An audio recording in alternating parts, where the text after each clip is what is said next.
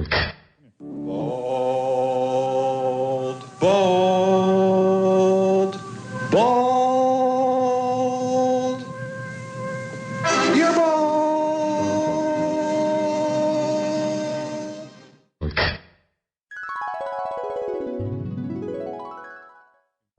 Scott makes this annoying little noise every time you talk to him. It's like... Yeah, it really does. Usually when he makes a joke. Yeah. That's how he laughs at his own jokes. I tune in for that, I swear. Cousin Baldy. Okay, Rock. Hey, Rock. Classic. Rock and roll all day. Wow. Yeah, baby. Look at me all charged up. Oh, yeah. Good morning, everyone. What vacation? Who called that vacation? We were gone for a week, that's right. So what? Oh, looks like there was a lot of activity while we were gone. I'm reading a memo here from Richie Herbie, the chief engineer. Evidently, somebody spilled a drink on the console. Evidently, there was a big to-do here. Oh, no. Let me say this. This week, we had a spill by an engineer who is to remain nameless. In parentheses, it says Scott. That resulted in damage to some equipment. Oh, boy, Scott got a public reaming. He believed that he was careful and it wouldn't happen to him. Let it all be a warning. Do not bring drinks anywhere near the console. It could happen to you.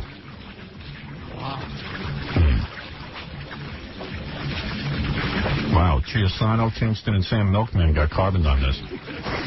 Oh, man. Poor Scott. Got a public reaming. Did you hear that memo? I love it. Yeah. You love that memo.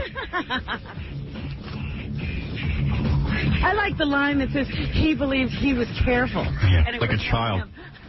Like a child. Scott always gets yelled at like a child. He's going to blow one day. I know. I wish they taped the reaming that he got. What did he mess up? What broke? I don't know. I guess I hope it's not this board. I think it was the other board. Yeah, because I was going to say, was it in there? Yeah, we have our own equipment. We don't have to share the equipment with the other DJs. You don't have to share with an uncareful Scott. Here's the guy who thought he was being careful.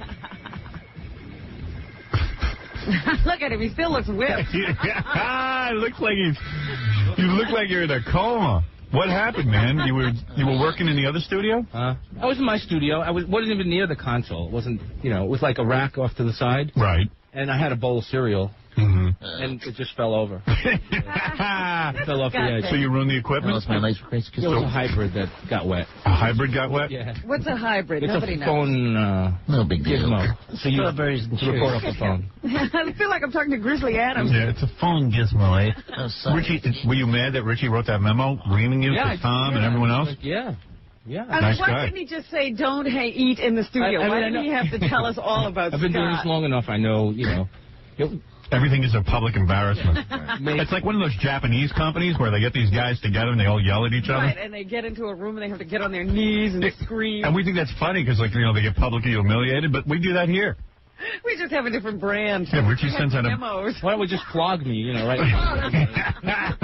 Use a plunger on your buttocks. Why not? I mean, might as well. Why not just flog me? I should just stay in the permanently bent over position. Isn't it embarrassing? Like you've been working for the company a long time, you're a grown man, and they issue a big memo on what an idiot you are? To your son, probably. Yeah. Now, son. No, I don't do that. He doesn't even do that to his son. I wouldn't do that. That's totally uncalled for. It's the grown-up equivalent of sitting in the corner with the dunce cap. Yeah. Why don't you put on a dunce cap? I've been there. You got a timeout? I've had to lose a dunce cap on. I should wear it all the time. Is this the first time you've spilled something on the console? Yeah. Well, wait. It wasn't even on the console. Wait a minute. I want to know everything that happened. First, you spilled. Then what happened? I go, uh-oh.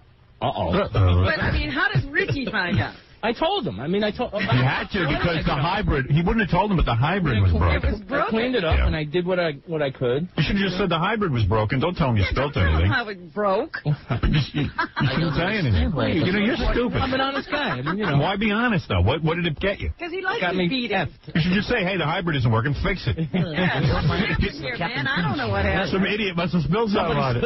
One of the interns. When I walked in, it was like that. Hey, I came in Monday morning. It was like, why would you comp to it? And then look how you're rewarded. I know. With a memo. That was cherry tree. I got to read the memo again. Now I know where my friends are. This is so goddamn funny. This week, Listen to this. To the air staff. So everybody got it. Everybody got a copy of this. To air staff, production, and engineering. Ooh. That's nice. That's nice. To the air staff, which is just a bunch of dish jockeys. Such a dummies. Like, what do they need to know that Well, for? they're usually the ones that spill stuff. Well, whatever. Yeah. I have to suffer. Now they're saying, even the engineer. To the air staff, to the production crew, and to all engineering from Richard Herbie. Richard. Oh! You can see he's all serious. I've never been Richard. Richard Herbie. He could have left my name out. I mean, Did he type this up himself, or did he dictate this himself? no, he writes it and then he gives it to To who? secretary. He does? Yeah, so whoever. I don't know who. This week we had a spill by an engineer who is to remain nameless. Scott. It's like It's to remain nameless. to remain hairless. It's like screaming. The name is like screaming out.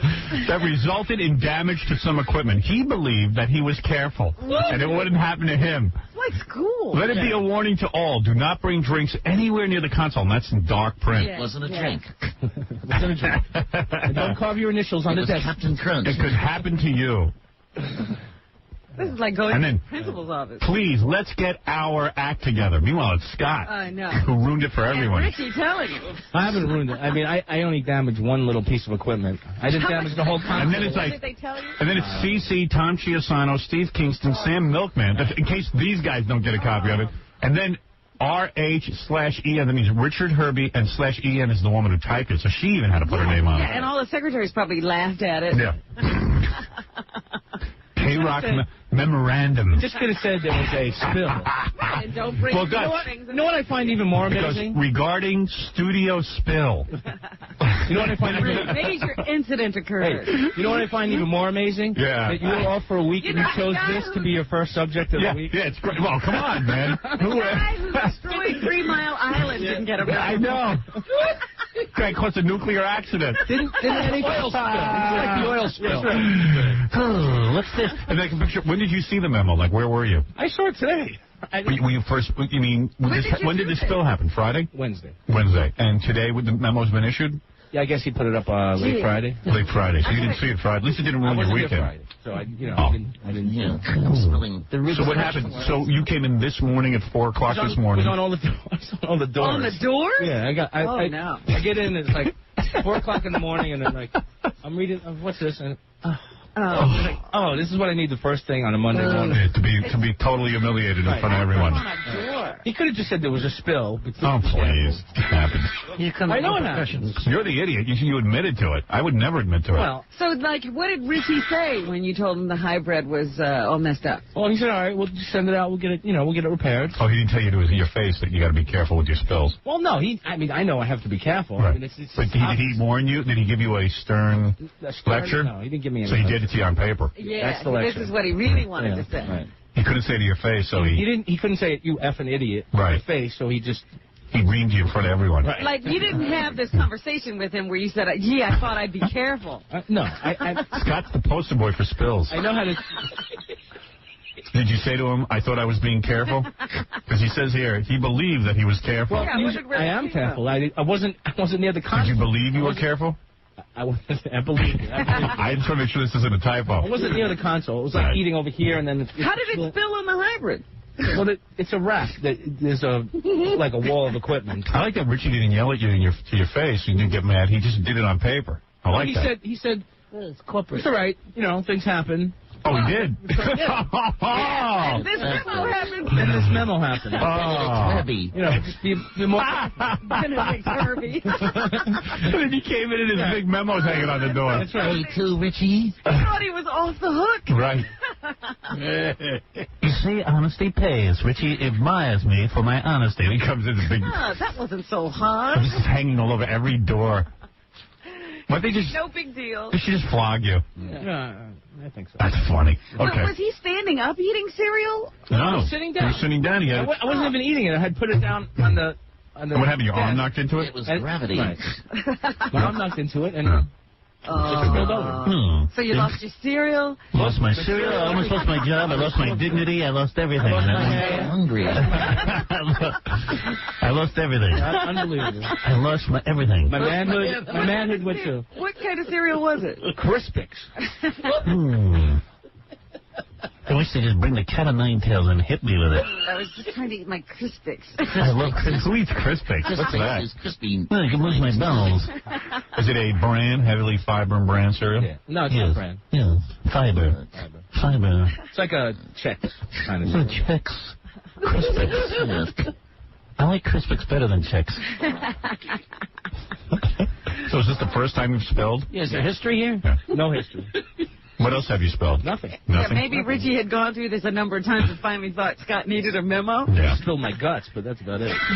So when you saw the memo this morning, you were like, oh, my God. Yeah, it's like, I don't think that was necessary. Right. I mean, yeah, issue a memo, but... I like you CC'd Chiasano, Don't put my name Milkman, on it. Steve Kingston. Yeah, everybody knows that Scott's a spiller. I'm a spiller. I got to go to, like, Spillers Anonymous or something.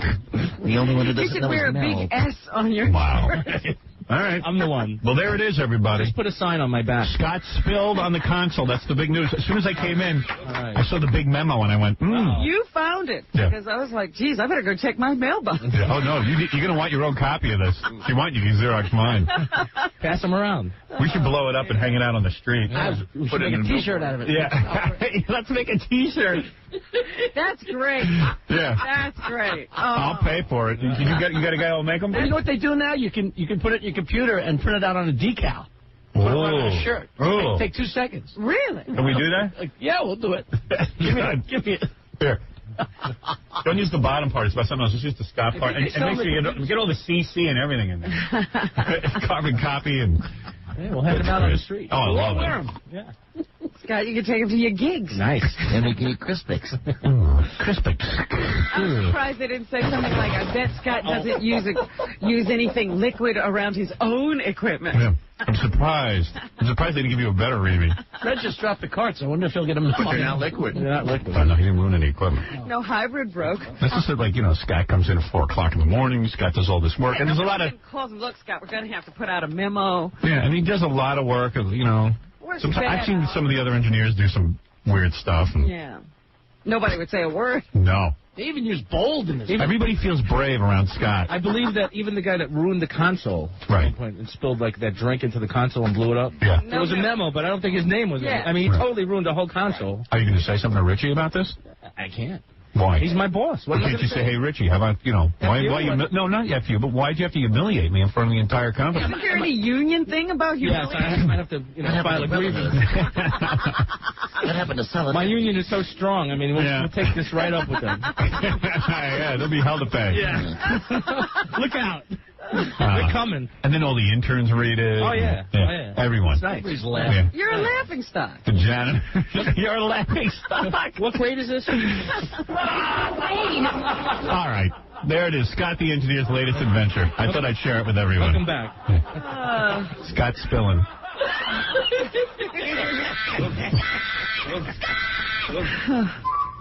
Hi, I'm Ron Howard, the well-known movie director. Yeah. I was Opie. Geez, we just get over it.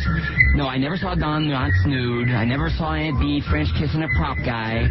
I wanted to discuss my stellar body of work, but this stupid little drop-in's over already. What a dumbass show this is. All right, now it's Howard Stern. I am freezing in here. I just got over the flu, and I'm ice cold. It's cold. Right? What are they blowing the cold air now? Howard, I just checked on it. This is what Scott says happens. Once it gets to a certain temperature, the second air conditioner kicks in, and that's why you got that cold blast of air. Well, why is this complicated? Why now, how many years am I here? 14. Why can't we get a normal, I keep talking to this Tom, and I can't, every day it's a new story. We're sitting here freezing. Everyone's trying to stay healthy. Who is in charge of this station? Ishkabibble? Is his name Ishkabibble? You know an igloo has better climate control? I'm sitting here, I'm saying, why is it cold? It was fine today, we had the temperature all set. It's comfortable. There's a second air conditioner that kicks in at a certain degree. But why would that happen? Once it's freezing, it turns on. Right. Howard, Seth Salem's on his way down. He's going to explain to you how the system works. This is so simple. Explain it to Tom.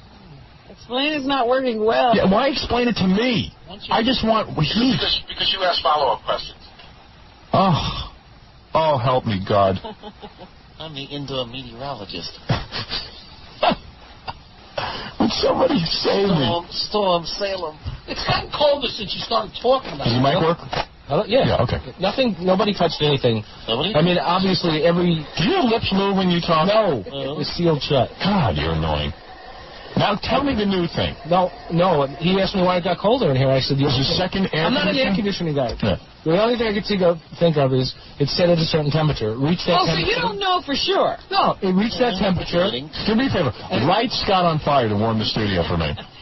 Now, what you're telling me is once the temperature is satisfied, in order to keep it from getting hotter, it comes on. Right. That's not the way it's supposed to work. I thought Because now we get cold air. Well, what's supposed to happen is the system shuts down when it gets satisfied. Not and then boring.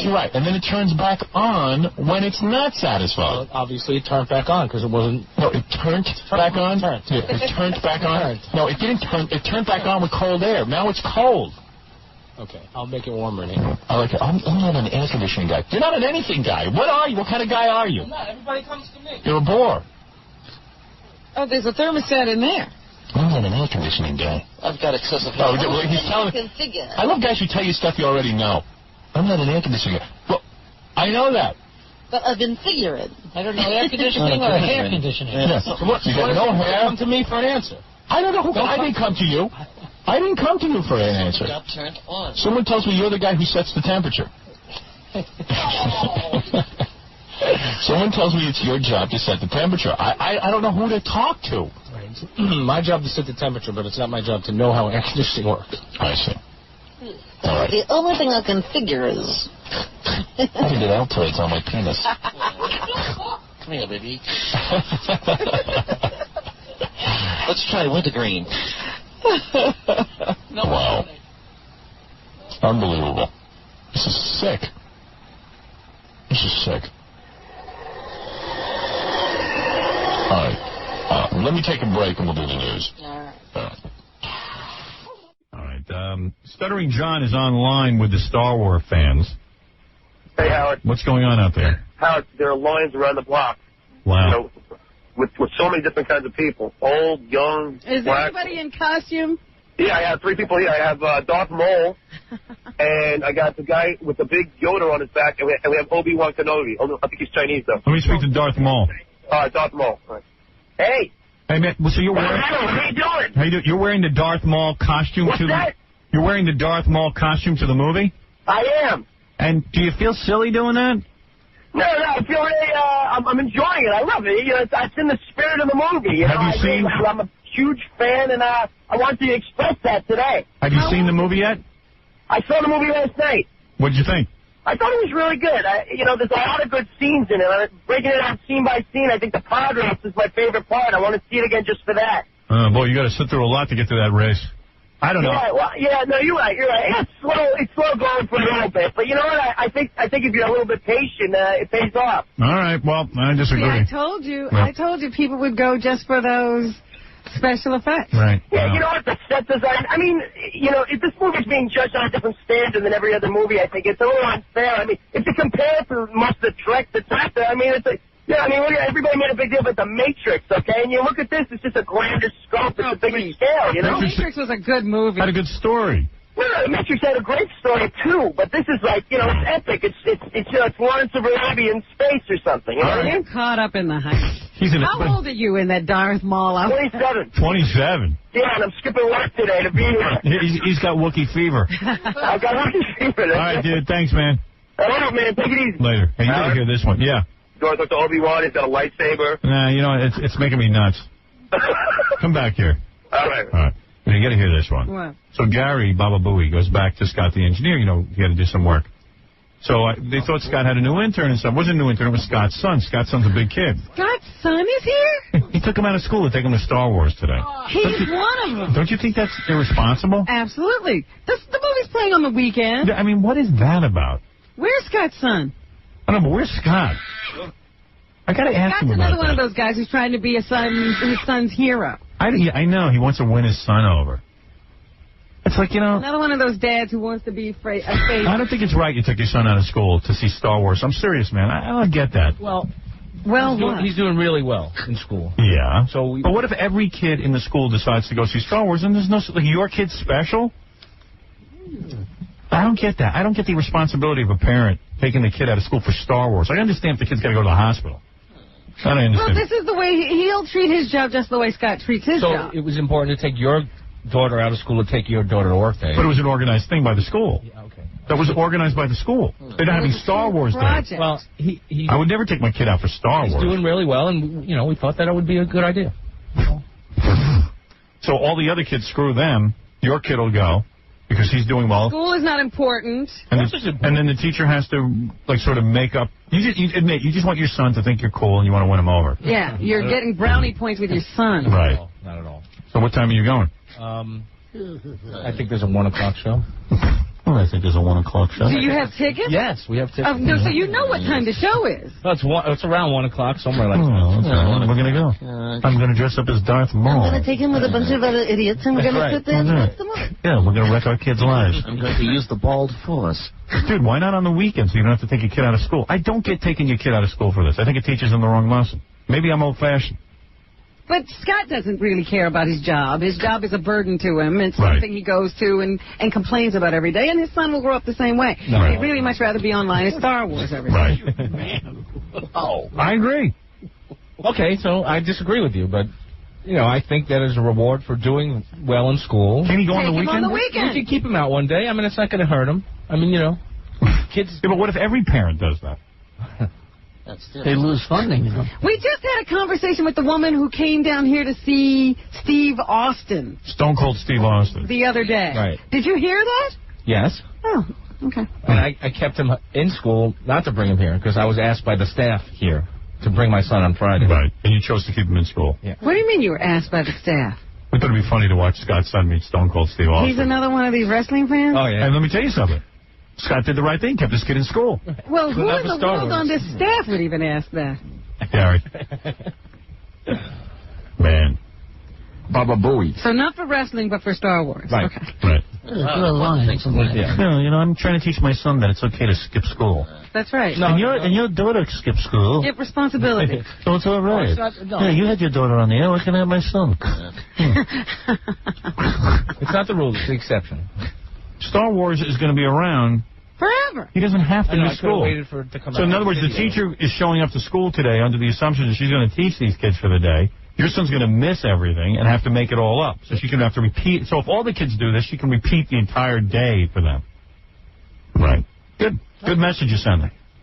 Super. Thank you. Wookiee fever. This is called stupid hooky. It's not even. It's your dad sanctioning hooky. Yeah. Imagine a teacher, Mr. Salem. And then when his kid is skipping school on his own, he'll go, "What are you doing?" "Well, Dad, you taught me." Oh, you told me, Dad. There has to be parental supervision when you... I decided this was a special day, too, and I should be rewarded. Right. Why not reward ourselves every day, Dad? All right. I mean, if he had bad grades... Oh, please, be quiet. Yeah, bad grades. Maybe we wouldn't. We probably would anyway. It wouldn't matter if I took him to the movies anyways, because it'd be fun. Let him go to the movies every day, then. Maybe he doesn't even need school. He's so smart. That's right. Mm. Maybe I should do that. How long before Jack Daniels hooky?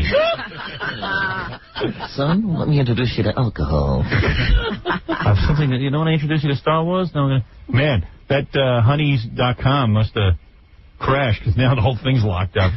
Everybody must be on there. So where's the kid? You bringing him in or you keep him off the air? No, he'll stay in there. Oh, you don't want him on the air, huh? No, that's... I mean, I can keep him out of school, but him on the air is absolutely no good. Really? Wow. I don't want his mind corrupted, you know? You know? You know what? Maybe the kid should be out of school for Star Wars. He has to live with Scott. He deserves it. Son, why don't you take a week off? I've got a great bag of weed here I'd like to share with you. I need a partner. Jackie. I love my son. I want to prove it to him. I want to show him I'm one of the kids. It's too hard being a parent. For you. I'd rather be a big brother to my son. I'm going to take you to Star Wars. So what if I give him the wrong lesson? School tickets. How'd you get the tickets? My intern got them. How? Send it down online? No, he bought them on Movie Phone last week. All right. Son, reach into my popcorn. Yeah, reach into the pizza box. There's a slice of pizza left. Uh-oh. Son, please love me.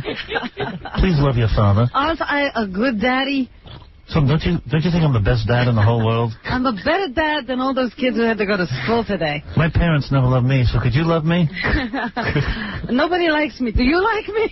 I had to smoke for years to get rid of the pressure. I lost my hair at an early age. It wasn't easy. Oh, son, let me be popular with you. How's your son's hair doing? Is he got a full head? So far, it's good. Good. Good. Does your wife's father have a full head of hair? Yes. And he'll probably have a full head of hair. Yeah.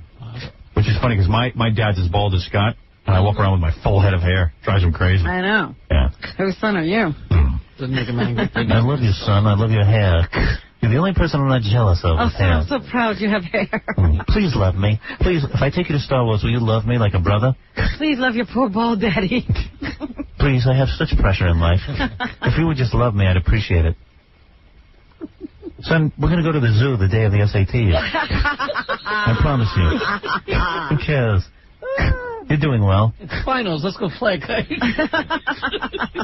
My father taught me not to care about my passions in life, and I'll teach you. It's only one day, son. Only one day you're missing. Howard's wrong. What are we teaching you about today? Oh, screw that. Let's go to a whorehouse. That's fun, too. You learn biology. He's learning. He's watching me edit. So was there a big family meeting about it? You and your wife sat down and discussed it? Like, how does this conversation even come up? I don't think she knows. Why are you calling Scott she? Wasn't Scott, how did big deal. It was like, did you go for permission to her? Whose idea was it? I put my It was my idea. And you said... That's right. I put my foot down. If I'd been nice, if I took him to see Star Wars on the opening day. Just like that, like a worm? Yeah, just like a worm. But do you think, excuse me, dear, do you think it would be all right if I took Scotty Jr.? Honey. Like a little worm I am. She said okay, then he got up off his knees. Please, the boy will think I'm a good father, and maybe he'll like me. Like, my parents never loved me. You know. I just thought maybe it would be nice if he loved me. Someone's got to love Opening me. day. What's so big about opening day, Scott? I don't know. It's not anything at all, is Nothing. It's nothing at all. it? And that's a good reason to take your son out of school. It's a great reason. It's the only reason. Please, son. You'd think he was related to George Lucas. Yeah, you know, Maybe. no chance. I don't have any luck. Well, son, try not to get too excited when Natalie Portman comes on the screen. Oh, your father has learned to control his urges. Natalie Portman is a beautiful girl. Yeah, try to control your urges. Look at the robots. Look at Jar Jar Binks. So you all excited? Yeah. Excited. I wasn't lucky enough to go to one of the premieres like all you people. Jealous? I didn't jump out into a premiere 2 weeks before it came out, so I didn't have to go early. Oh, look how angry. Come on. Look, he's looking at you. I mean, you're yelling at me for going to the first day premiere. You guys already went. Well, we're on the air. We have to review it. Our audience wants to know. It's a big news story. I know. What's the point in you seeing it? Howard's kids didn't see it. He's still not taking him out of school. For I'm not taking my kids out. Okay. Well. I don't. Got me there again. Yeah. Okay. My life is a lot like Star Wars. I didn't get to good and see. evil. I'm good and Howard is evil. He's like Darth Maul. I'm like Baldy Skywalker. Maybe I'm a Jedi Master, and I don't know it. The Force is with me every morning after I eat cereal. Brand Force. Son, I have good news. I'm taking you out of school to see Star Wars because you're doing very well. You can miss the whole day. You know how your father lost his hair? I was in a laser sword fight, and they laser sworded my hair off. Chewbacca chewed my head off.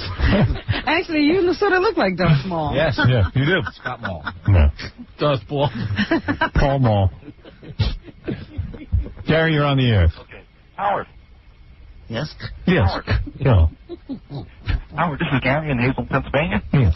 And I just want to tell you that today is the first day in 12 years I let my son take off of school to go see Star Wars. Oh, that's very good. Yeah. See, another gentleman who understands the Force. So we have two idiots. Hey, Howard. There's a lot of other idiots out there. I says, where's my ticket? He says, I only had money for one.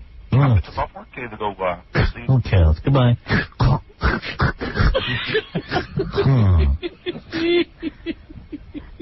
Why couldn't he get a ticket to a later show in the day after school? And why couldn't he go after school at 3 o'clock or 4 o'clock? I don't understand your thinking here.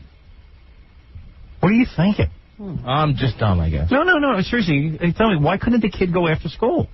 We could have. I mean, obviously we could have, but we decided to do it this way. Because you want to be a hero. A hero? Yeah. You know, I want to give him a day off. He's going to reward him with a day off from school. I could have taken him at midnight also. Hey, guess what? No, because that's inappropriate, because he has to be awake for school the next day. I'm going to let you take the whole day off for Star Wars. We got a Star Wars holiday at our house. But I mean, like, why not just go after school? I don't get it. It's the same opening day. That's true. Yeah. So what's your answer? I have no answer. This is what we decided to do. I mean, you're right. You didn't. You said it was your idea. Well, you know. But do you ever, like, stop and think the message you're sending to your kid? Seriously, is there any consequence to this? No, I think that sometimes you make exceptions, and this is an exception. Yeah. Star Wars is so important. It certainly is. Yeah. You think this is important? More important than school? No. You think which is more important, school now, or what Star Wars? happens when something really important happens? He has to miss another day of school. Obviously, school is important. Right. Obviously. But you're not giving him that message. You know that. Well, we tell him that, you know. Oh, you tell him that? You tell him, but what are you showing him? Right. Wonder what he's I can't win in this room, so I might as well. I'm not even going to try. What are you showing him? Obviously, what we're showing him is it's okay to miss school. How come black people could take off a Spike Lee's movie? That's right. This is a white people's movie. George Lucas is a white man. You saw a lot of people taking off for Spike Lee's movie. Yeah, I saw it. That's right. I don't know, man. I don't get it why you couldn't take the kid after school. I really don't. You absolutely hit it on the head. There's no reason except to be a hero. Right. I'm a hero. And what do kids love more than anything is to have a day off from school. And that's that. So, hey, this makes Dad like a great guy. Oh, yeah. Because he wants to build himself up in his son's eyes. Maybe one day he'll take care of me or something. This all goes back to Scott not being loved by his parents. Yeah. So he wants his son. He wants his son to be the parent and love him. I was loved by my parents. Oh, please, Scott.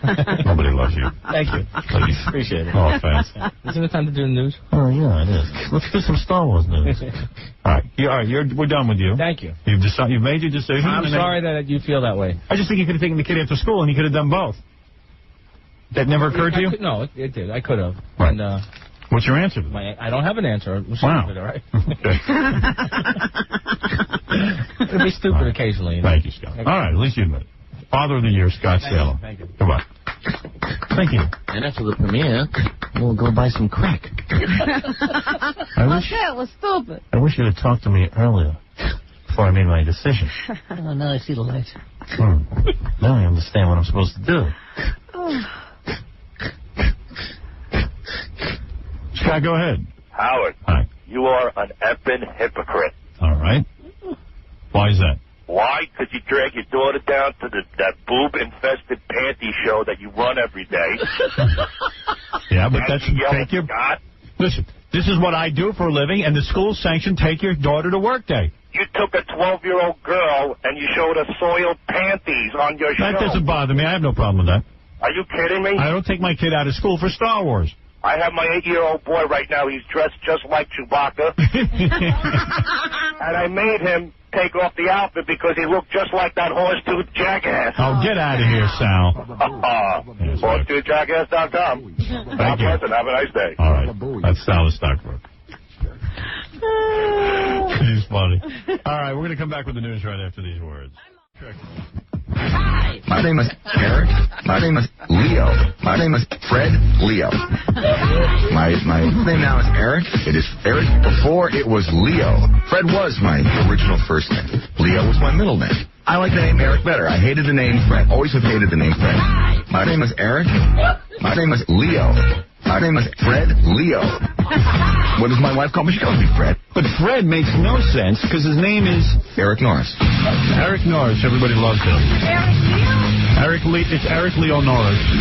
It's Fred Eric Leo Norris. I don't know what it is. I don't know what it is. It's very, very confusing. Yeah, Paul, you're on the air. Hi, Howard. Yeah. Have you killed off the Leo part? Oh, that is totally jettisoned. Hey, here's another problem with our phones. No, this is a different guy. Paul? Howard. Yeah. I was just going to tell you, the problem is your phone system. It is our phone system. I was on hold and terrible. It must be the way I operate the phones. That's good. What is it? It's your fault. It is. Listen to it. It's your fault. It's the way I operate the phones. That's our main hotline, Howard. Wow. So now I'm worried that if you got to call us from NBC, this is what we're going to hear. You'll get in, and this is what we'll hear. But it's my fault. Everything is my fault. It's the way I operate the equipment. Yeah, with the Star Wars. No, it's Star Wars. I took my son there the other day. I don't have time to fix this. What can I do for you? You wanted to know about Miriam McCormick on Conan? Yes. Yeah, my movie wife was on Conan O'Brien. How'd you do? Well, typical Mary. She was nervous. You want a complete rundown of everything? Why, you got the tape? No. I just have a list of everything she talked about. All right, give me the list. Okay, she mentioned you. Right. She talked about that she was in Private Parts and now she's appearing in some live cabaret show. Yeah. And she was like, I don't know what to tell my parents now, blah, blah, blah, blah. And she paneled with the gay guy from Kids in the Hall. Yeah. And... Big panel on that show? Well, she was the second guest out. Oh, I see. And they showed a hot picture of her from cabaret in her costume. Yeah. And she was talking about now she's playing ice hockey in Los Angeles. Women's ice hockey. All right, so she did good. Yeah, and she said she likes scars on men. Yeah. And was it? Oh, well, do you want to know what she was wearing? She was wearing a black dress, and she looked good. She had short blonde hair. She looked really good. Conan flirting? Yeah, very. Yeah. She was very nervous. You know, it's typical when she goes on talk shows. She's very nervous. All right. Okay. Nervous can be cute. She cut her hair? She's very short blonde hair. Yeah, for that part in cabaret. Got to cut your hair for that. No wig action. No. Listen to these phones. Well. F. Tom. Yeah, well, they'll blame me for this. I don't blame you. I always get blamed.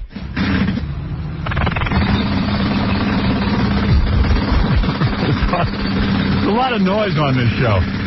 You never know what you're going to get. Get rid of some noise, there's more noise. I know. Unbelievable. Did you hear the noise? Yeah. It's worse than mine. I didn't know if we just hear it or if the caller here. I don't know. I heard it on hold. I was cracking up. Is it just this one line? I guess so. Where's Scott? He's recovering from Star Wars. What's he gonna do? The pod race was very exciting. We should get Scott's report. Why don't you call Tom on this line so he can explain? What?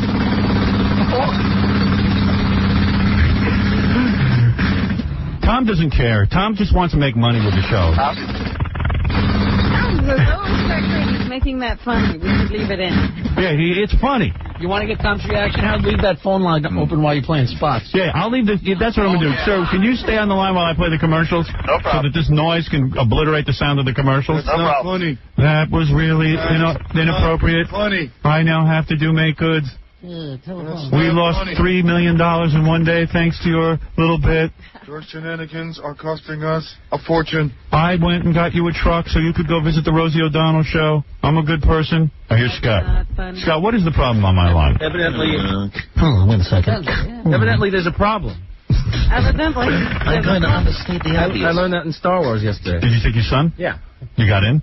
Of course I got in. I had tickets. Oh, you did? Yeah. You mocked? Oh, yeah. You know what we were going to do? All over. We were going to, send, 10 girls in to, start, asking Scott for autographs every once in a while. It's like, he would have been all impressed with himself. Enough time. Puffed up. If I sign one, that means I have to sign them all. I have a rule about this. Rule, I do not sign autographs. Even sick children. What's that? You have a brain tumor? I'm sorry. I told Scott's son that his dad was a great guy.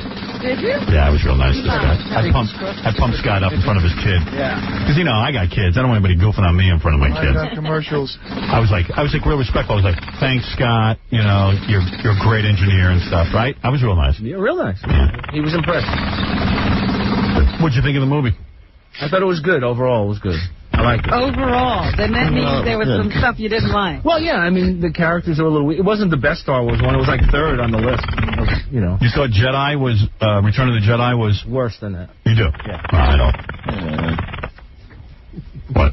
It was funny. I went in Scott's studio, and in front of his son, Scott started to berate me. Oh. I guess that. To make him seem like he's important? Yeah. What did he berate you Instead of about? going, don't talk to him, he's an idiot, and all that. So let him do it. No, I know. It's in front of the kid. When you have your kid in, you can yell at Scott. I would never bring my kid in here. Smart.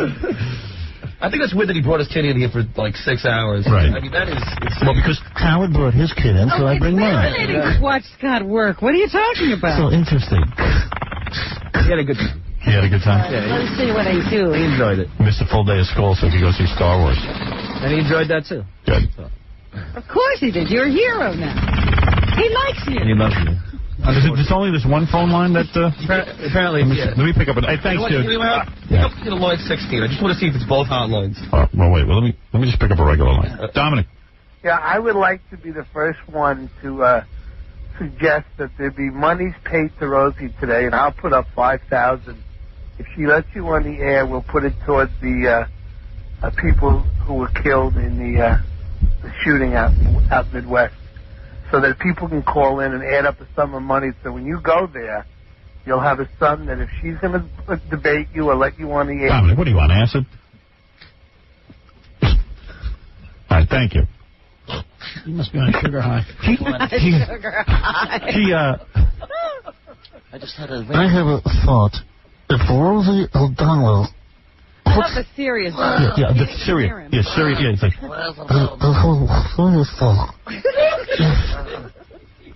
If somebody puts up... I will put up... He's always putting up money. Yeah. He just wants to unload money.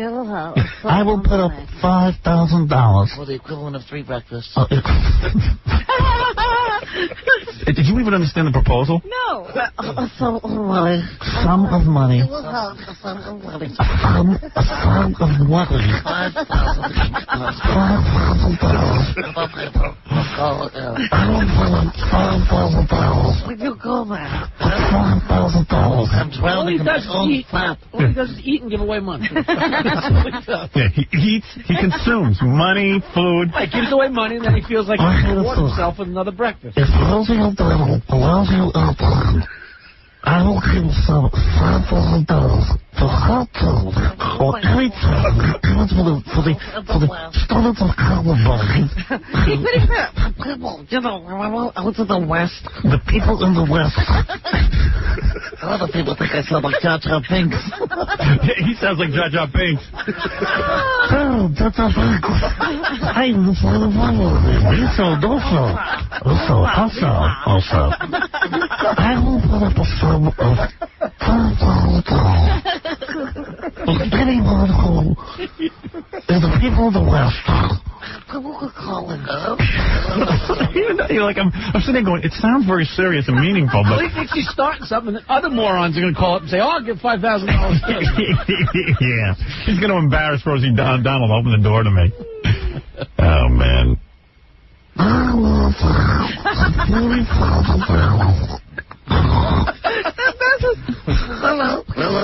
Hey, it's like he's underwater, you know? I would like to say, if she opens the door of the package, I have $4,000. You'll have a sum of money. The sum of money. The sum of money undisclosed heretofore.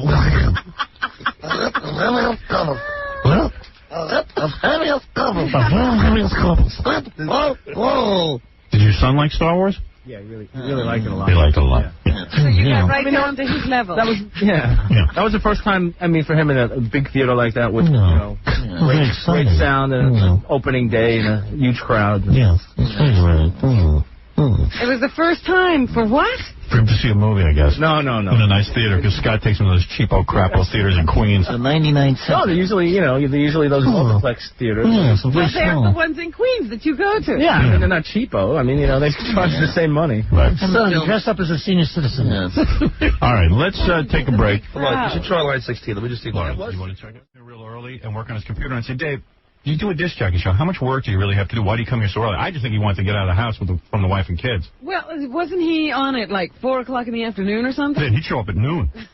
And we did think that was very strange. Yeah. I remember it was a big deal because we were having trouble getting computers, and Dave, like part of his contract was he had to have a computer because this is what he did. And I was like, no offense, I don't think Dave needs a computer. I used to argue with the management here. Hey, Dave. Hey, how you doing? All right. Great, how are you? Now, what are you? Hi, Robin, Jackie, Fred. Dave, what are you, retired now or what? Well, no, I'm trying to find work. Right. It sucks being a DJ. I mean, here's a guy who's done a lot of stuff in radio. Now he's like, Well, what happened to the boxing thing? What boxing? Oh, the boxing thing's doing pretty good. Team Freedom. What's the boxing thing? Well, I'm just an investor in a small company of Cuban boxers. Well, that can't be making any money. No, it's not making a dime. I mean, but it's supporting itself. It's not costing me money. Oh, really? Thank goodness. And then Dave was always playing rotisserie baseball for Prodigy. Baseball manager. It's So now what are you doing? game. So now you have you're playing baseball for a living?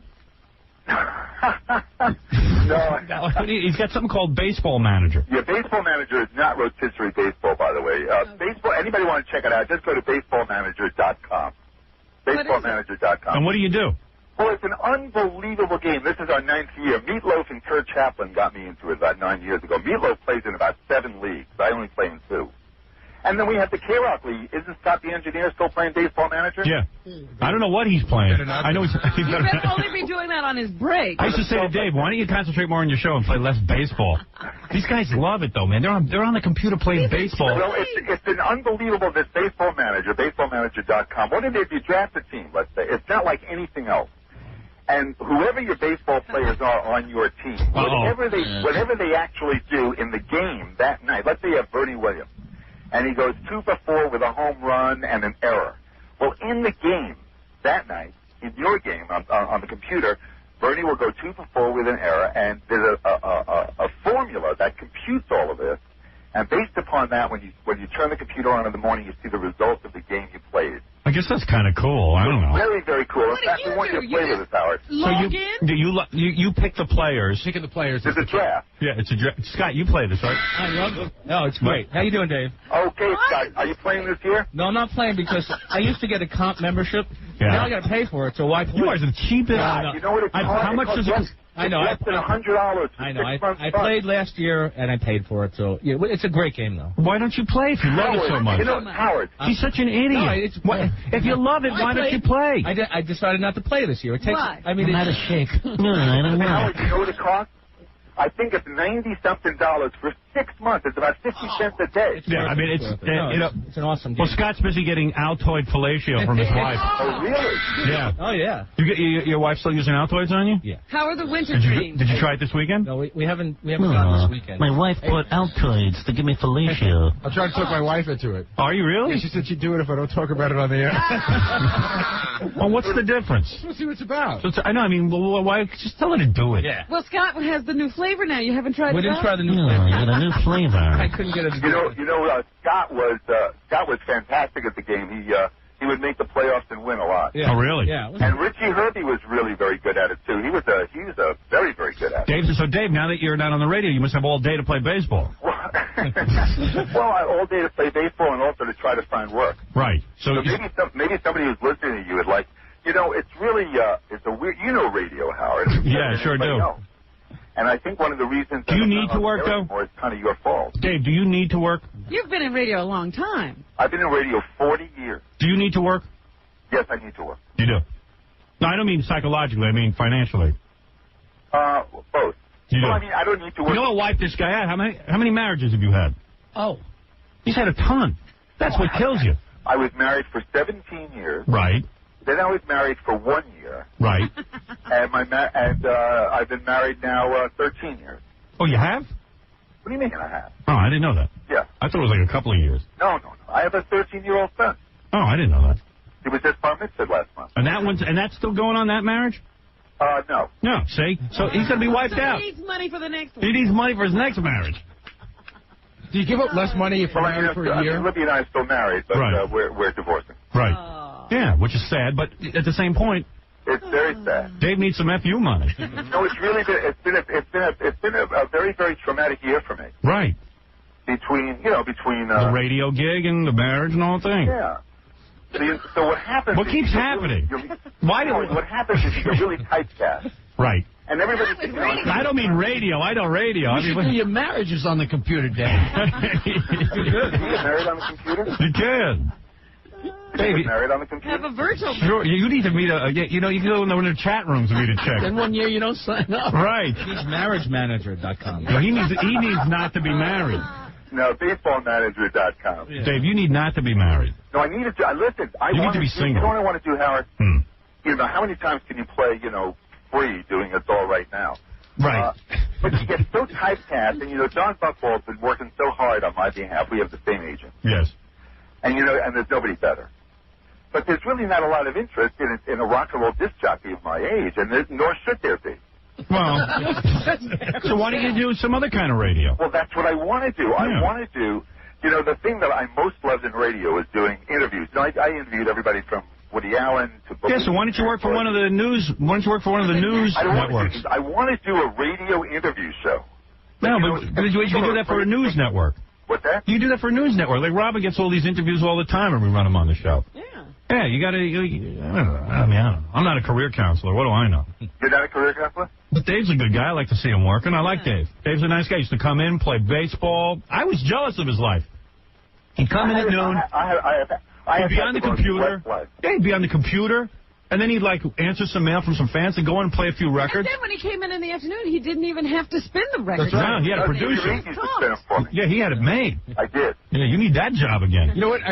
My vision of Dave, which I always loved, was that you'd go into the studio and the record would be playing, and Dave would be, looking at the paper. Yeah, why not? Probably for stuff for that day. He was looking for baseball scores. Yeah. I had to find out, what new rookies were coming up. That's right. That's cool work if you can get it. It's really good work. And he got paid real well. Well, Howard, one of the reasons I think that I'm not on the radio now is your fault. Why? Why? Well, because I don't know about other markets, but in New York, no one can compete against you in Morning Drive. So then do it in 25 years. Do a midday show. Yeah, that ain't my fault. I mean, Howard, in the last few years, look who's come and gone in New York. Bonaducci, that redhead on Q, what was her name again? Darian O'Toole. I just read an interview with her. Someone, they always, whenever I mention an article, they always give me the article. Right. She goes, Howard Stern shouldn't be on the air anymore because, he's 45 years old and he can't be doing fart jokes anymore, and he should just... better than ever, Howard. Well, yeah, thank you. And he said, and then she says... this is what people are saying because they can't compete. You should retire. I mean, in other words, I should quit so they can make a living. I mean, what about me making a living? I couldn't get I couldn't get any numbers in the morning against you. We were both looking for, basically a male audience. Right.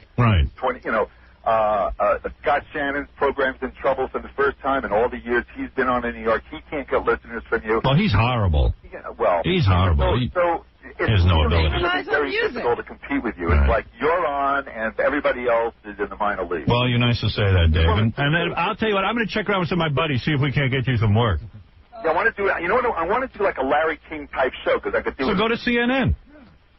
Not necessarily on TV would be great, but I'm not. I would like to do it on radio. Oh, he wants to do a rock and roll thing. All right, I'll check into it. Hey, Dave. Also call John Buchwald and tell everybody to log on to baseballmanager.com. You can have you can play the game as a demo thing before you sign up, but it's great fun. All right, we'll check it out. Thanks, man. Bye, everybody. Take care, Dave. That's Dave Herman. Yeah, he was a good guy. We worked with him. He never bothered anybody. Some of the DJs I've worked with are real horror scenes, but Dave was like a nice guy. He didn't bother anyone. He played that baseball. God bless him. With his computer? Yeah. It's like a little kid. I used to say, I don't know how you make a living doing that, but he's somehow involved. Baseballmanager.com. Well, I don't understand it. I start playing that, I got to retire. It's a cool game, though. That's a cool game. And you watch the score. Well, Scott, that beard you're growing looks horrible, man. Yeah, it hasn't come in yet. It's like halfway. Oh, you think it'll be better? I know what it's going to look like. I've had one before. Yeah, but I don't remember it being that gray before. Well, it wasn't. How much money could Dave have left after all his marriages? Well, I wonder, do you give away the same amount of money for a one-year marriage as you do for a Sure. Yeah, there's no difference. Marriage is marriage. Marriage is marriage.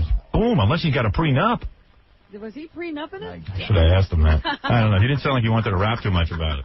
Unless he got lucky with it. He kept changing the conversation to baseballmanager.com. Radio. It sounded like he was still married, but then he wasn't. No, I heard he's gotten a divorce. Sounded like he decided to tell you in the middle of the sentence. Yeah, right. No, I'm still... That one has lasted. It's not the kind of thing it's fun to talk about, but... Well, I never understand. I haven't done it, so... Well, what part don't you understand? Well, how come it's, like, he says it's a real traumatic year. Oh, yeah, your marriage is ending, and... But that you wanted, right? Yeah, you don't want it, but it happens. Don't? No. No one wants to have their marriage end, I don't think. No. Then why does it end? Because the one person's a pain in the ass. Woman doesn't listen. See, Robert, you know what? Robert got rid of one guy in her whole life. What? Robert got rid of one guy in her whole life that was really a pain in the ass to get rid of. She woke up on New Year's Day and she said, get out. No. That's all of them. What are you doing? No, I can explain it to her. All right, let me say this. You know how you feel right now? You feel pretty good about your relationships? Sure, but I said... Hold it. Look at me. Okay, All right? okay. He comes to you tomorrow. And he says, I don't want any part of you. Uh-huh. Now, you want that? No, but... You'd be in pain. Okay, all right. All right. There's your answer. Now you can relate. That's a good answer. But see, like, you know, Dave's traded a lot of times. So, obviously, did he not want these every time? Or did... It might not have been him. Might not have been him. Every time? Might be the broad. Yeah, right. Usually is. Might be the broad. And, you know, Rob... They get dissatisfied. That's right. What happens is if the guy... But I hear guys who wanted to get out say it was a traumatic. It always is. Yeah, well, yeah. They gotta say that. And I'll tell you why. Of course it's traumatic. And I'll tell you why it's traumatic. Okay. Like Did if you the guy lose money? No, if the guy comes to you... Lose money? You got kids? If the guy comes to you and says, I want out... Might still have feelings for your wife, but not, who knows? But still, isn't it a relief?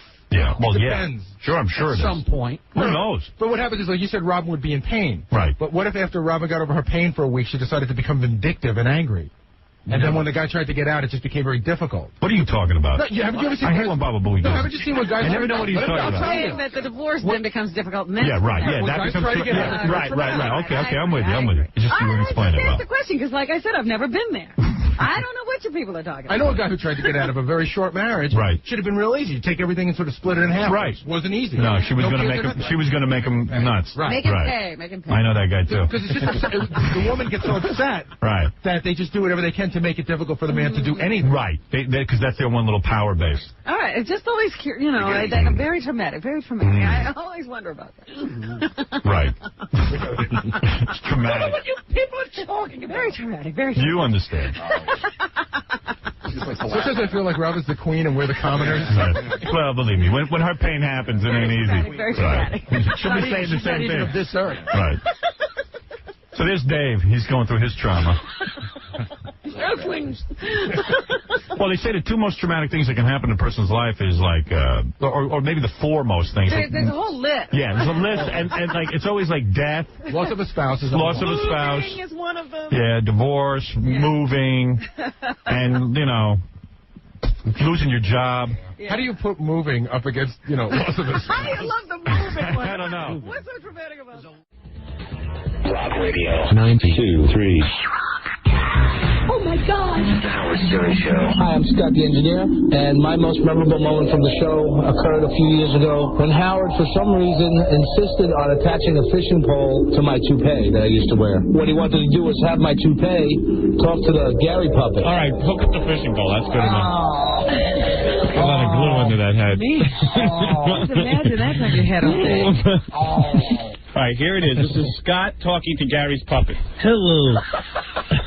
That's the wig talking? Yeah, this is the wig for Scott. Okay, it sounds like this. All right. Gee, Gary, I feel real stupid. I forgot the air conditioner. What is the matter with you? Don't you know my boss is the Volfus of Volfus? Look at you, Scott. My head was more real than yours. All right, a little puppeteering early in the morning. Scott's wig talking to the Gary puppet. Don't forget, I'm going to be on the Tonight Show tonight. Yeah, with Jay Leno. We're sitting there answering Jay's questions. That's tonight. Me with Jay Leno. I guess we just stopped by, Robin. Actually, well, I know. You know. We'll just pretend you don't know. Okay. Who, Howard? Our good buddy. Hey, well, Billy does an excellent impression of him. Here is Al Michaels' impression by Billy West. Yes, it's Al Michaels. Al I have a little bit of an adenoidal thing going on, Robin. What was that line you did before? Have a Schaefer beer and be Schaefer people, too. No, what was the line you did while we were in the commercials? Rabada in? No, when you were talking to me as Al Michaels. Right. I wasn't talking to you, and I didn't think you were listening. I was talking to Fred Doris. But you were doing an Al Michaels impression, and you were saying something funny. What was he saying, Fred? I don't recall. See, it's wonderful how everybody here has no memory. Yeah, and I'm the only... You know what? One thing I love about this show, I'm the only guy in the show who sits there and worries about these guys' impressions. Yeah. I have a football in my throat. You did something funny, is Al If you Michaels. do something funny, why don't you remember it? I don't know what's funny. Yeah, no, He doesn't really know. I have to tell him, come on and say that. I really don't. Billy's one of those guys who'll be in a meeting, a writing meeting, and like Billy will never take out a piece of paper and jot something down that I say, hey, Billy, do that on the air tomorrow. He'll be like, oh, okay. I go, Billy, you're not going to remember. Write it down, Billy. It's like school. Why don't you have a pad and a pen with you sitting there? Lazy. You're a lazy bastard. He's so used to going into these sessions, these cartoon sessions, where they hand you a script. Hand him a script. Yeah. Jackie's not Where's sitting there Miami? jotting something. I go, Jackie, jot that down. That's Billy just said something funny, but he doesn't know it. I have no idea. Right. All right. Where's Al Michaels? Yeah, better get him in here. Since you are just screwing up. Good job, Stempy. Yeah. Well, it's hard for Stempy to hold a pen with 3 fingers. Nice. You know what I mean? Anyways, here he is, Al Michaels. Hey, there he is. Look at you famous bastard. Look at you, living up the life out there. Good to see you. How are you? How can Billy make me sound like every generic announcer in television? Come on, Billy, for crying out loud. I'm really sorry, Al. Give me your Marv Albert.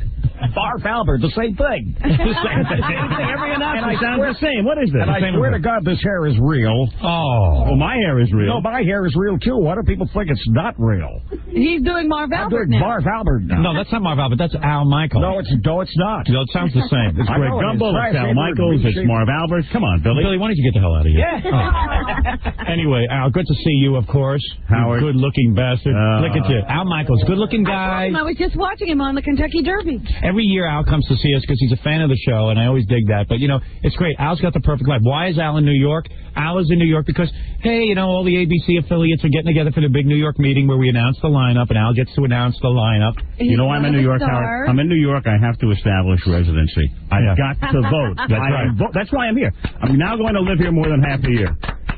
I am down on the street. I come to a stop sign or a light at 59th and Madison the other day, the last time I'm in town. There's a guy standing, a homeless guy.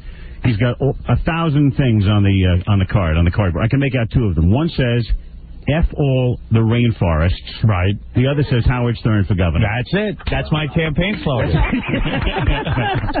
But anyway, Al comes to town because, you know, let's face it, he's a big shot at ABC. I mean, he is. And it's like a big deal to have Al Michaels there. You get Al Michaels. Sure, the affiliates want to meet Al. And who else goes? Does, like, Roseanne have to go to that? And, I mean, do all the big stars have to go? She could. I don't think she's going to show up. Normally Tim Allen comes. And a lot of the stars from the newer shows. They're going to announce the schedule officially tonight. So you get all the affiliates in a room. These are the advertising people, basically. Oh, I see. And I love doing this show on that particular day. I did this 2 years ago. Right. And about 1,000 Madison Avenue types come up, and at least 900 of them say, I heard you on Howard this morning. You know, as I told you before, I can do the Super Bowl, I can do the World Series. Nobody says anything. I go on this show, that's it. That's it. It's an important show. Simple as that. And people don't understand that. I try to tell Al that. Nobody understands why. That's right. Neither do I, quite frankly.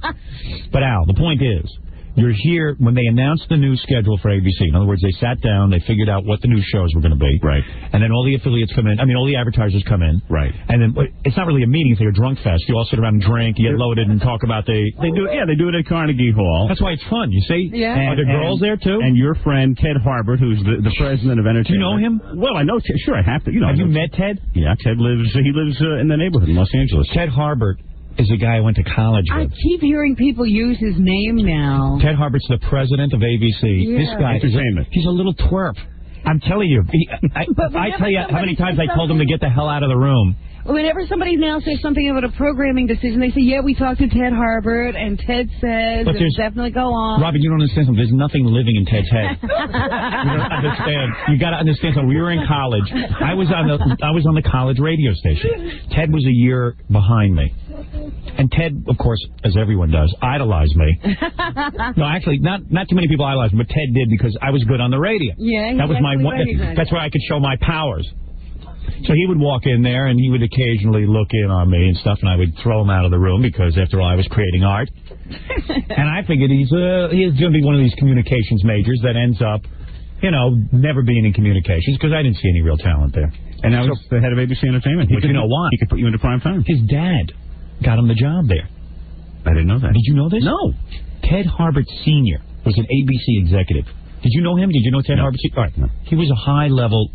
He got Ted a job straight out of college for like $17,000 a year at ABC, All Ted had to do is watch old movies and look for dirty parts.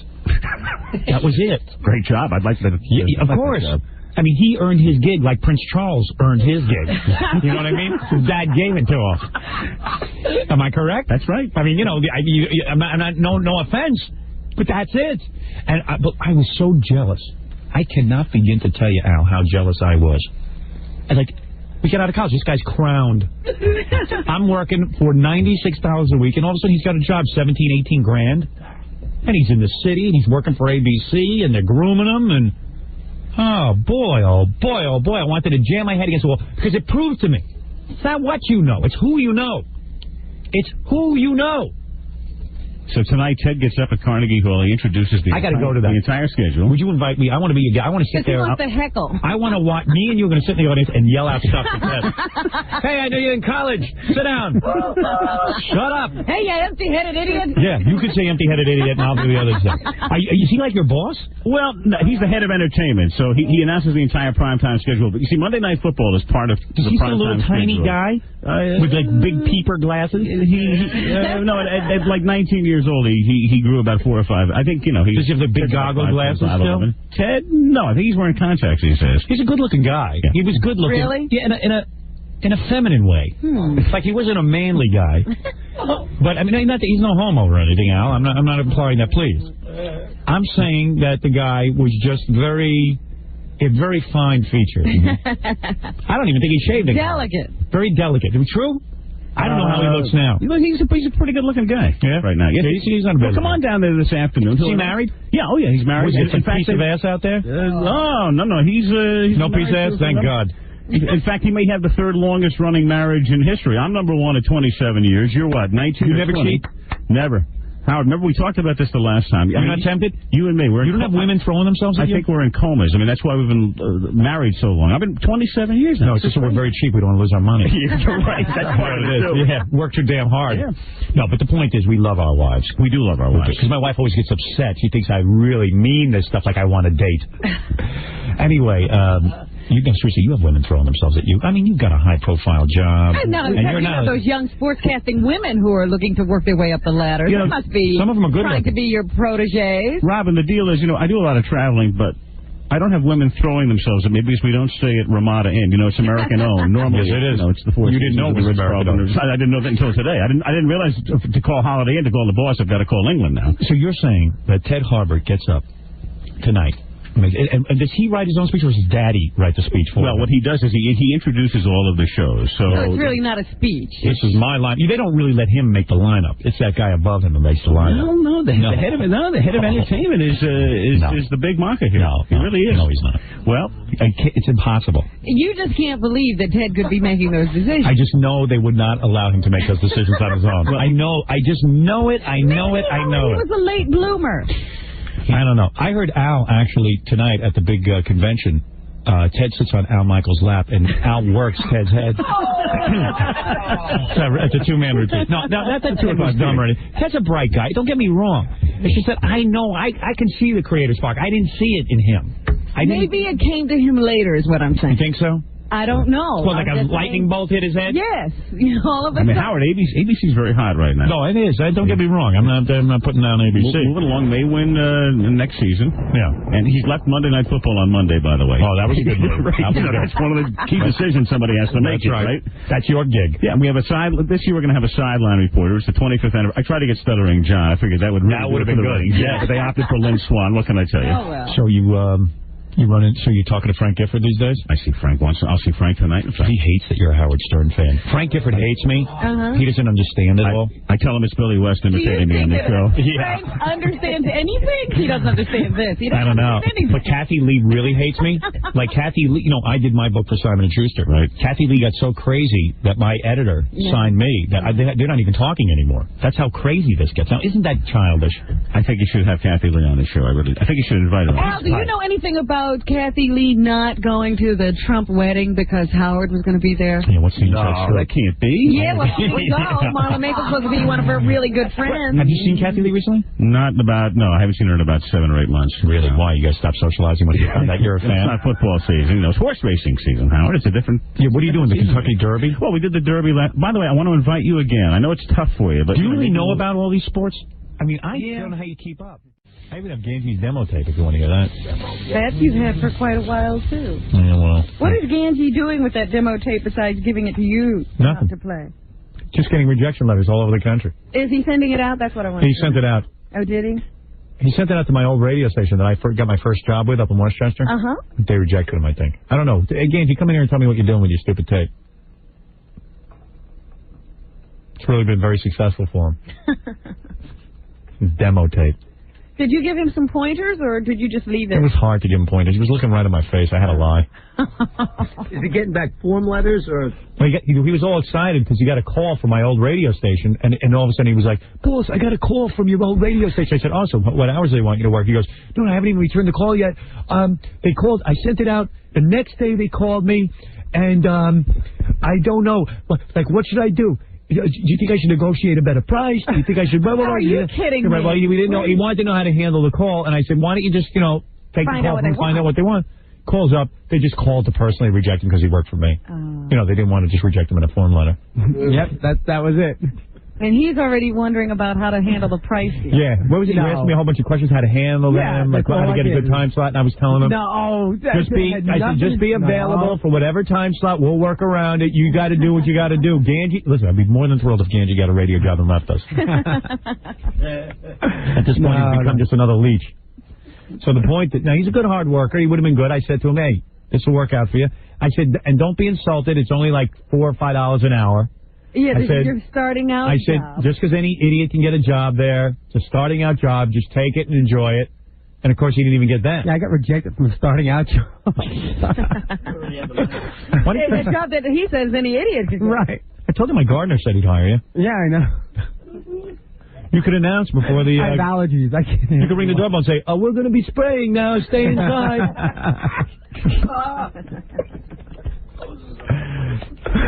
Oh, man. So you got rejected, huh? Yeah. And he was all excited. He goes, "They called back the next day.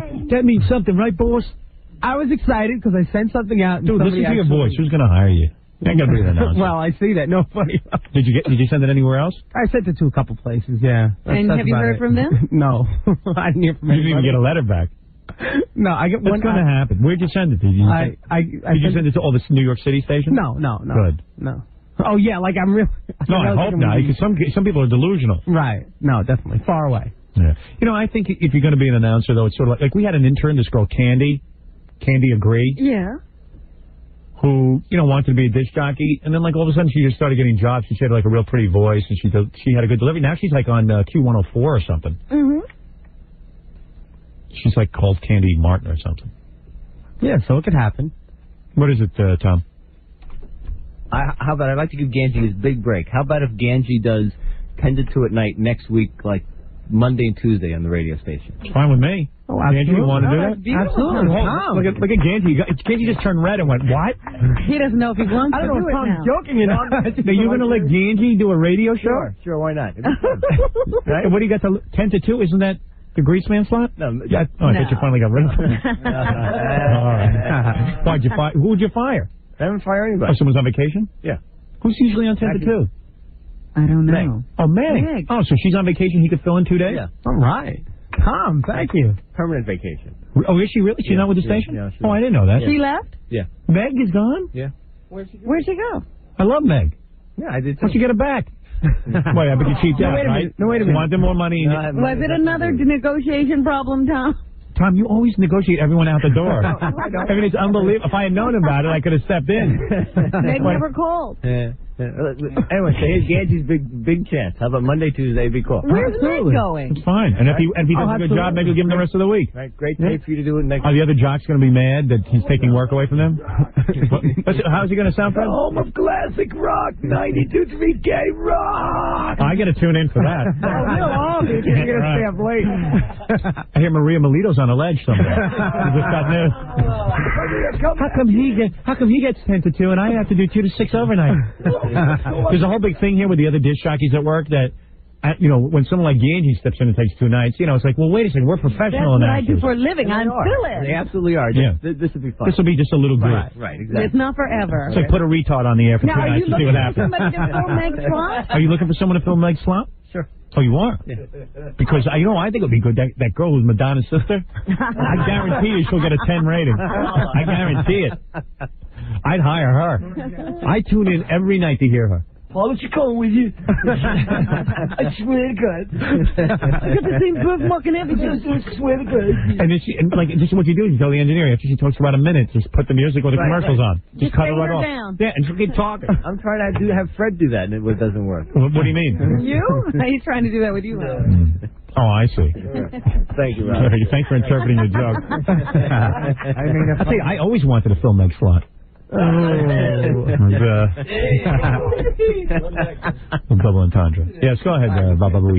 I don't want to say anything, but I told Sabian, Mr. Sabian, on many occasions that I would be interested in doing some air shifts. But no one wants to hear you. You're not an announcer. What do you do? Ganji's got a tape. You have a demo tape? Yeah. Ganji, where's his demo tape? Let's listen to it. You guys have it? Yeah. Ganji's demo, so Tom knows what he's getting. Tom hasn't listened to this. Tom, cover your ears. No, it's a big break for you, man. This is. I'm really going to have on-air tape. Why don't you take Tom's in? My head's a little cold. A little nervous, though. Maybe you could be a guest if Gary wants to be a guest. What's the matter, Scott? We're going to have a lot of fighting going on now. What do you mean? So I asked Andre yesterday. I said, Scott the engineer? I said I was interested into a competitive thing. Well, you want to host the show too? Sure. Yeah, the Toupee Show. The Toupee Show. You want to do a special Toupee Show? That's right. Here's Quiet Riot. The lead singer has a toupee. Music for the hairless. Scott might not last the whole shift. Yeah, Scott would just play music from people who have toupees. Elton John.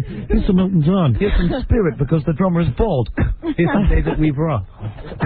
And he could give the history of hair in rock and roll. This is Scott. Welcome to my wig out. Think of how much material you can get. Scott, you want to be in show business now? Yes.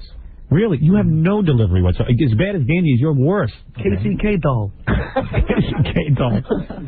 Gary, you want to have your own radio show too? Why does everyone feel they can have a radio show? I've done it already on the station, and I didn't do a bad job. Tom heard the tape. Mark Chernoff gave me a shot, and I thought that maybe I ought to have some experience. No offense, I'd rather hear the Scott the Engineer show. Well, I would too. Murray the Bald. Only music from people who smoke. Eat, cousins. Scott makes this annoying little noise every time you talk to him. It's like... Yeah, it really does. Usually when he makes a joke. Yeah. That's how he laughs at his own jokes. I tune in for that, I swear. Cousin Baldy. K-Rock. Rock and roll all day. Would you do jokes and stuff? No.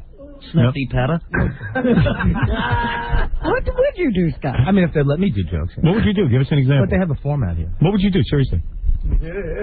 I'd intro records. I read the weather. I read the songs. Why would they get you to do smoke on the water? Everything was cigarette smoke. Smoking in the boys' room. Smoke in the boys' room. It's a great format. Don't you think, Tom? On top of old Smokey. You can't even hear him on mic. It's like, this is a good format. What do you think, Tom? You can't even hear him. You're going to have a show. Radio. Yeah. All right, breaker. Here's a little of what you're getting, Tom. Tape 2. Tape 2? George. Yeah, phone, oh, good. At least I know how to run the equipment. Mike Angie here on this rainy Saturday afternoon with new music from the Gin Blossoms. With new music. New music. I said new. New music. Wait, can I take it back? Yeah, hey, you offered it to him. No, I'm a man of my word. Until I Fall Away from their CD, New Miserable Experience, on today's best new music station, 92.3 K-Rock. Yes, it's K-Rock, okay? 92.3 K-Rock, that was the Counting Crows with Round Here. Before that, we had the police. Don't you think when you did the tape, you should have done our music list with the two, maybe? No, well, I could have. Well. What's the difference? He's not on the air anyway. Right. It's with Message in a Bottle. Lenny Kravitz, Are You Gonna Go My Way? And starting off the set, we had the gin. I try to tell Ganji you don't say stuff like starting off the set. Just talk like a guy. Hey, I played some Gin Blossoms. Right, you have told me that. Yeah, and Tom will give you a list of what to play so you don't screw that up. Right, play that. And you just say, hey, that was the Stones. Right. And before that, you don't even say them before that. Just say the Stones. We had a little, what do you call that? Beatles. Little who. No, you don't even say a little again. Just who. And that's it. You don't have to say, like, up top and stuff like that. That's real jive. Okay. You told him all this stuff before he did the tape. I know. He put it on. But it has got. You know what it is? He runs out of junk to say. So it has. Come on, it's improved. I can't wait to see the ratings on it. Those radio dials are going to be spinning like a Filipino hooker. You just keep it short and sweet, all right? Yeah, okay. All right, you just go. 92.3 K-Rock. See ya. Let me hear you say it. 92.3 K-Rock. K-Rock. Oh, come on. Take a deep breath, Angie. Have you ever done that? You go like this.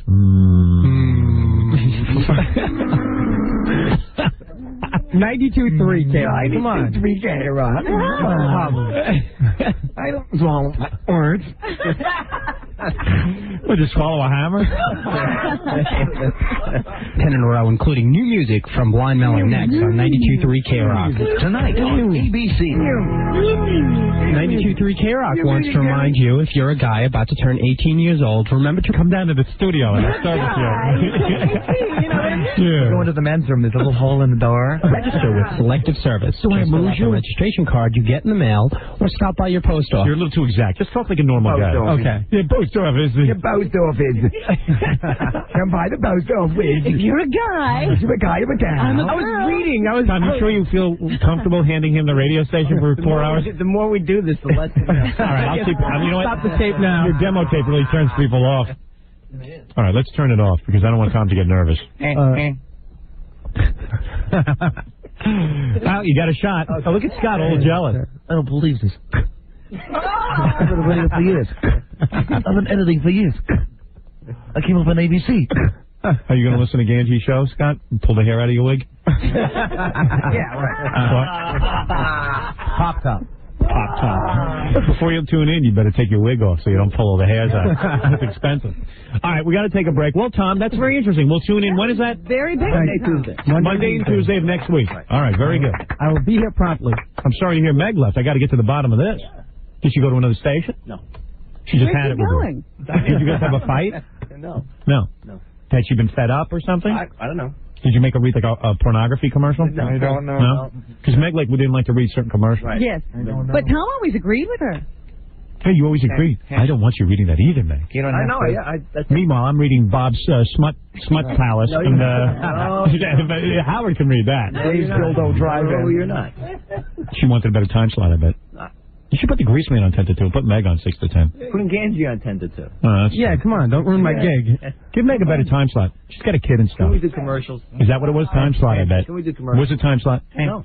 Was there a contract up and it was time to renegotiate? Did you want to renegotiate? No comment. No comment? No comment. No, not up. Not up. So she just decided she wanted to go. Hey, she can't go. She has a contract. Yeah, Tom. Hey, Tom, lay down the law.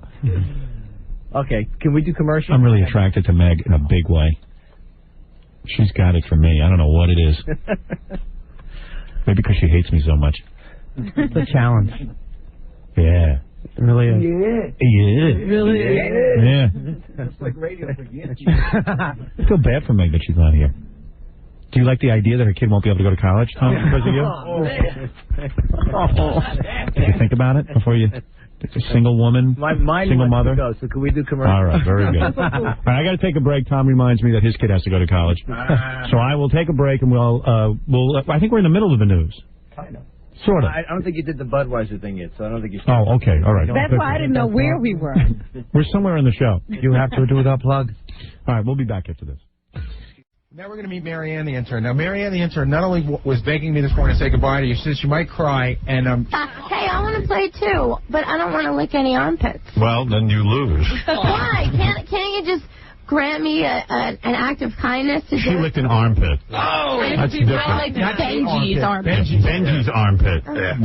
Come on, she deserves it. All right. All right. We're going to take a break. We'll play the Mike Walker game. What is it, Baba I just want to Buhai? tell you that coming up next semester, we have a 41-year-old incredibly attractive female intern coming. 41? Now you That certainly connect on That that. could be considered. They laughed at me. Yeah, those are not children. That's a woman. Who is it, Nancy Sirianni Martin?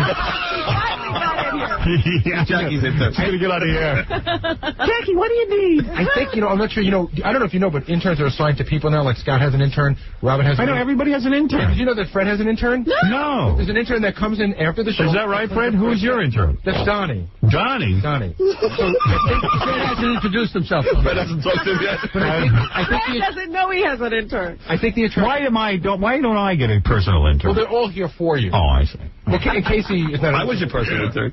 You were? In the old days. Yeah, well, I couldn't stand you. Hey, by the way, watch the TV show. Not to have one. This Saturday night, among many things, Marty the Midget wrestles a Playboy Playmate, Tiffany Taylor. You must see this. This is the funniest damn thing you will ever see. A midget wrestling a full-grown woman, and we spread it out throughout the whole show. You have tons of real wrestlers. match. It wasn't, Because I didn't think it was going to be very interesting. It was hysterical. Yeah, Julia Roberts, too, which she looks great, and she's into this weird look, but I dig it. It's kind of like a The bohemian. glasses, the whole thing. Yeah. You almost don't recognize her at first. And then there's Dirty Joke Man animation. There's also Dave Grohl performing from the Foo Fighters, doing that acoustic version of Everlong that we play on the show all the time. And Miss New World makes out with Miss Nude World former. Yeah, it's not Miss New World. It's Miss Nude World. That's what I said, didn't I? You said Miss New World makes out. Miss Nude World makes out with the former Miss Nude World. Two hot chicks make out. Yeah, two hot chicks make out. It's very exciting. And a lot of funny stuff. This is one of our funniest shows. It's all new this Saturday night in syndication. If you still get it, if these religious groups didn't pressure them off. Be like that guy we heard from the other day. He gets in his car and he drives to Terre Haute. Yeah, if you're in Indianapolis, you can drive to Terre Haute. And supposedly if you have an antenna sticking out, you can pick it up. That's some TV show I got. I did the TV show so we could reach more people. Right. Drive your car. Ridiculous. And now, a little religious message on the Howard Stern Show. You're listening to the Howard Stern Show. The Howard Stern Show. All right, Mike Walker's on the phone, of course, from the National Enquirer. He's got the great gossip game. He's such a great man, Mike Walker. There's nothing I don't like about this guy. He really is great. He's humble, and I like that in a man. Inquiring minds want to know. In the new Star Wars movie, Darth Vader confesses that he's really the father of Howard Stern.